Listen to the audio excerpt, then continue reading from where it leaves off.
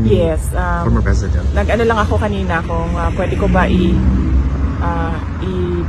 kwento yung backstory ng Bucana Bridge. And then he said na okay lang naman.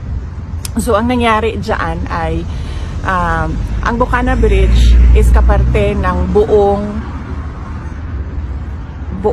coastal road ng Davao City. So hindi siya yung coastal road hindi siya makakatawid ng Bangkerohan River kung wala yung Bucana Bridge. At that time na mayor ako, may budget ang coastal road pero unfunded ang bridge. And it was made known at the time to former President Duterte that the bridge is unfunded. At siya ay naghanap ng paraan para mabigyan ng pondo yung budget, yung bridge.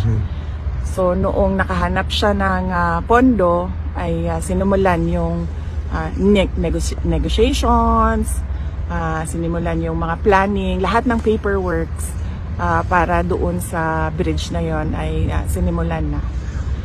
But ngayon, nandiyan na yung bridge, so dapat nating pagpasalamatan para sa akin bilang isang Davaoenyo at syempre sa mga tiga Mindanao na din dahil nagbe-benefit din sila doon sa coastal road na yon, no, traveling from south to north of Davao in the region. Nagpapasalamat kami kay dating Pangulong Rodrigo Duterte dahil hindi siya tumigil sa paghahanap ng pondo para doon sa tulay.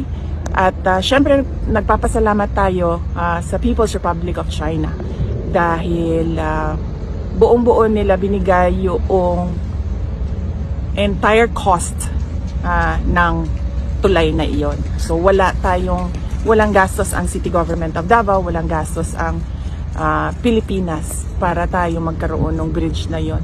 At napakahalaga ng bridge na yon dahil hindi mag-connect ang south to north kung wala yung bridge. What is your reaction, VP, with the statement of President Bongbong Marcos saying that this is one of the 4 legacy projects under his administration so far? Basta sa akin na lang. Bilang Davaoenyo at bilang Mindanaon, nagpapasalamat ako kay dating Pangulong Rodrigo Duterte dahil ang totoo talaga niyan, alam niya at the time yung problema ko bilang mayor na may coastal road, may budget ang coastal road pero wala kaming budget para sa tulay. At and yes, as I said, yung source of fund ang People's Republic of China, sila yung pinagpapasalamatan ko.